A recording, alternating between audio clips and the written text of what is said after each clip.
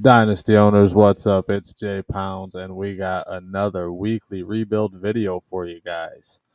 As always, guys, before we get into the video, please like the channel or like the video, subscribe to the channel, hit the notification bell, and please comment down below. Before we get into things, I want to cover this week's playoff games, and we will start with the NFC side of the ball. Up first, we had the Packers and the 49ers, and I did not see this outcome happening. I knew it would be a somewhat close game, but I just thought Aaron Rodgers would be too much to overcome for Jimmy Garoppolo and friends of the 49ers. And apparently I was wrong. Another choke job from A-Rod in the playoffs. And I I hate blaming it on one person, but when you score 10 points as an MVP candidate at the most important position in all of sports, the blame's going to fall on you. Let's face it. In the second game, we had the Rams and the Buccaneers. Got the hiccups. The Rams and the Buccaneers. Honestly, this game should have been a blowout. If it wasn't for the first Cam Akers fumble, this game would have been like 35-3 at the end. I've never seen a player get so many breaks as Tom Brady. It's unbelievable. But last week I did say teams that have a great front four and put pressure on tend to ruffle Brady's feathers and they have a tough matchup, or he has a tough time against matchups like that, and it showed on Sunday. On the AFC side, we had the Bengals and the Titans. I did take the Titans. The Bengals did win, but I did say, Derrick Henry was going to be the X factor of this. If he plays well, the Titans win. If he doesn't, they probably lose. It's going to be a close game regardless.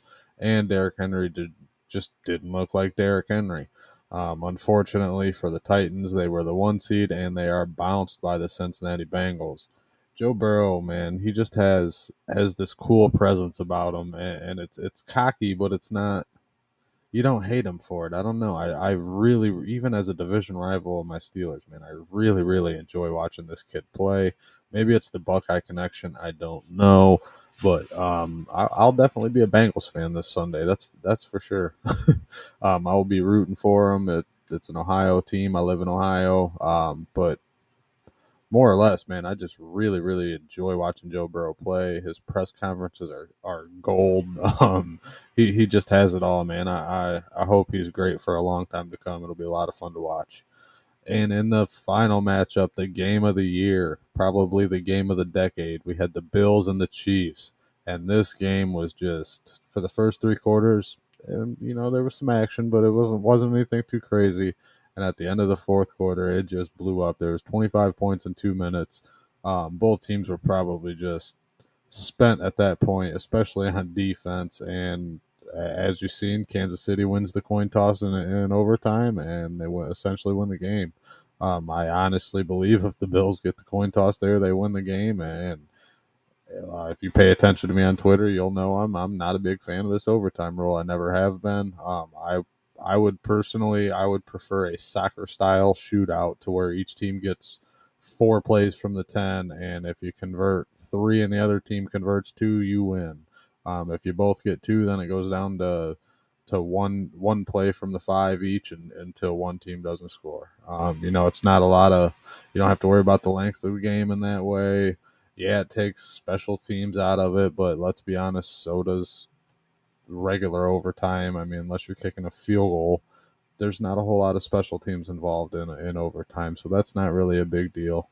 But that's just my personal solution. There's a lot of other ways. I did hear an interesting one I want to cover really fast. I believe it was on the Herd on FS1, and it was Colin Cowherd, yes. And he said that he believes if a playoff game or any game gets into overtime, the away team automatically wins the coin toss. There's no coin toss. One, that would change the strategy at the end of the games. 2, you already have home field advantage. That is a lot more fair than a coin toss, in my opinion, giving the away team the ball in overtime. Yeah, you'd still have the problem of Patrick Mahomes would be sitting on the sideline, but for an away team in a playoff atmosphere like that to break even after 60 minutes, that's a very big accomplishment, and I just hated to see the way it ended there. Um, yeah, I heard reaction in the moment, or you're living in the moment, and things like that. But honestly, this is something that should have been changed 15, 20 years ago. This when you got two superstars, even in the Brady Manning era, when you got two superstars, you got to give them both a chance. It's just I hated watching one of those two on the sidelines at the end of the game and not even sniffing the ball. I didn't like it. But enough of that. Let's go on to the championship matchups. We got the Rams and the 49ers. I will be taking the Rams in this matchup, and I don't do it with any type of confidence because the 49ers have beat the Rams 6 straight times, and it just seems like they have their number. That being said, playoffs are different. I just think the Rams have a little bit too many playmakers on the offense, and their defense is very, very solid. So I'm taking the Rams in that one, and then we got the Bengals and the Chiefs. I know I said I'm rooting for the Bengals, but just because I'm rooting for them don't mean I'm going to pick them. I'm going with the Chiefs. They have too much playoff experience, and I just think that's a little bit too much for this young Bengals team to overcome. I said that last week, but the Chiefs are a way different animal than the Titans. All right, guys, that's all I got for the playoffs. Obviously, we still got a couple more weeks left. We'll cover those as they happen. But let's get into what you are all here for. These are 6 players that rebuilding owners need to target. All of these players you're not going to see Jamar Chase or Justin Jefferson on this list. These are players I feel that are relatively cheap to acquire, but they still have a very, very good shot at being a solid building block on your roster for many years to come. And then eventually turn it within, if you turn your team around, the average rebuild should be about 3 years. So in 3 years, you want these guys to still hopefully be producing at a solid level for you. At number 1, we have Trevor Lawrence, quarterback, Jacksonville Jaguars, 4 years, $9 million.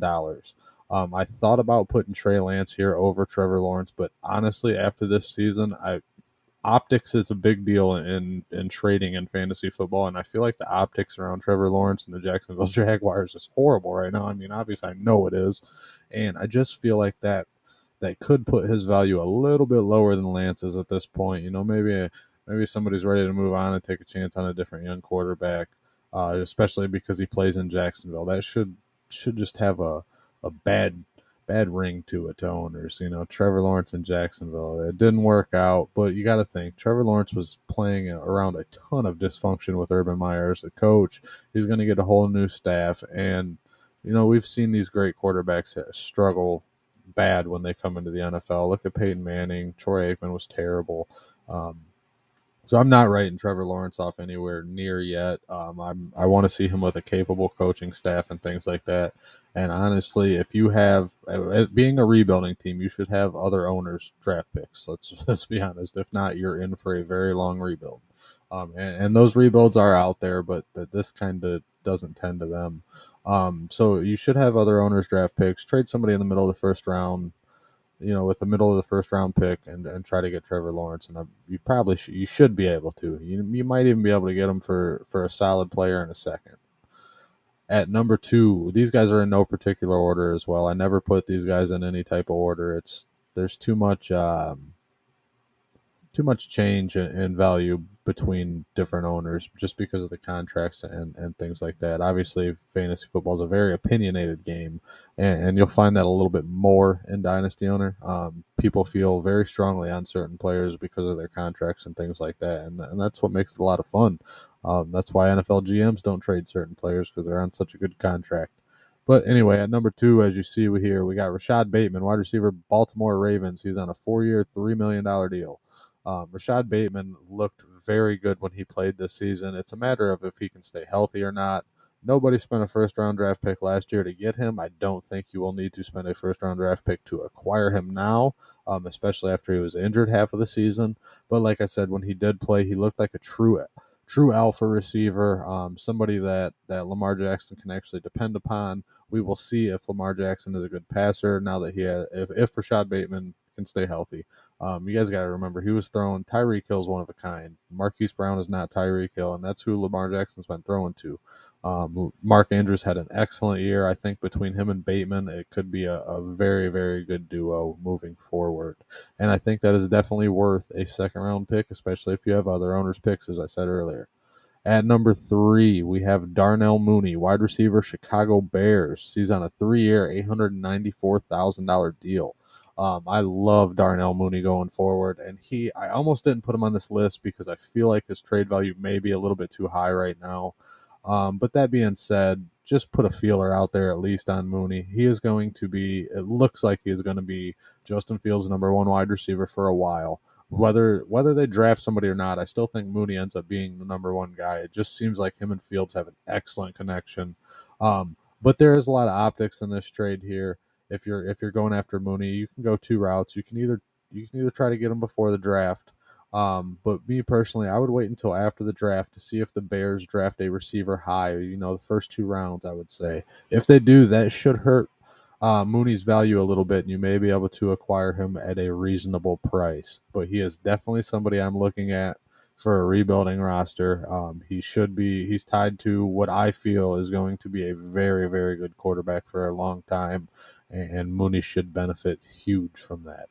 That could be my Buckeye bias, though. Remember, I love Justin Fields.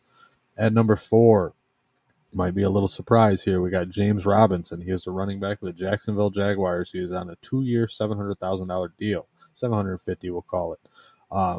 I know I harp on drafting running backs when you're trading for running backs when you're rebuilding and things like that. But James Robinson isn't going to play most of next season, more than likely. When he does, if he comes back, looks halfway decent, you should be able to trade him for a little bit, or you got a solid running back on your roster.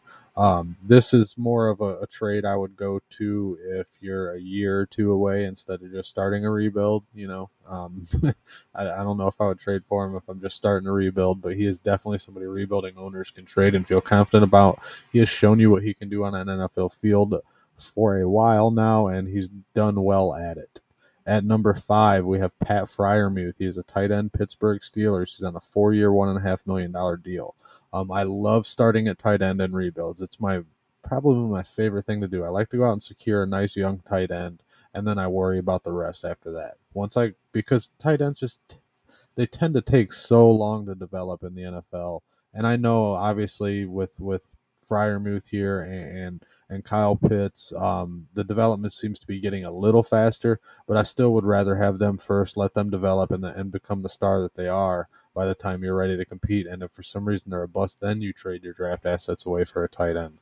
That's my approach. Friarmuth should come cheap with Roethlisberger retiring. The quarterback position is up in the air in Pittsburgh, and you just use that to your advantage in trade talks and try to get them a little bit cheaper.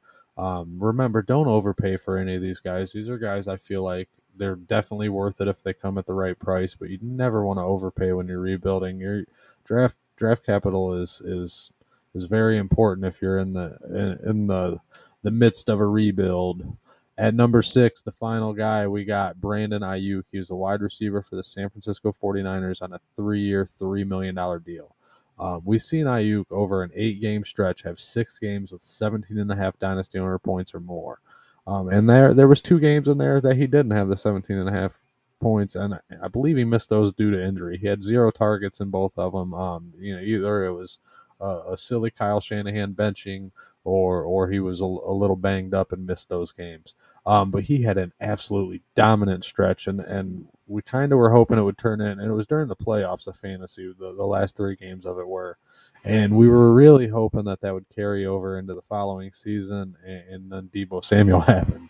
I still believe in Ayuk. I don't think he's going to overtake Debo Samuel while Debo Samuel is a 49er, but I do believe he can be a very valuable player, maybe a wide receiver 2 on your roster, a flex play for many, many years to come. And just the optics on him right now, I think you can get him somewhat cheap. He has played well recently, but with Kittle and Debo Samuel there, I believe he shouldn't cost a ton to acquire.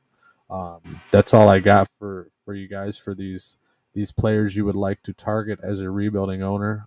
If you guys would like more of these articles, please comment down below and let me know. I enjoy doing them. I will definitely do more if you guys are liking them. As far as the players to trade or players to acquire, I will do either one. Just feel free to let me know. In the coming weeks, I want to hit real quick. I'm going to be helping Steve Van Tassel rebuild one of his teams. I'll cover some strategies with you guys, and then after that, might be a 1 or a 2-part series. Once we get done with that, I'm going to hit an article on the Dynasty Owner store and the orphan teams that are in the store, and I will be selecting a team. And I'll kind of give you guys some pointers on how to pick a team in the orphan store and things of that nature. But I'm pretty excited for what we got coming for you guys. Hope you are too. Be sure to check out Matt, Nate, and Steve's videos on Mondays, Thursdays, and Fridays. I believe Steve's Monday, Nate is Thursday, Matt is Friday.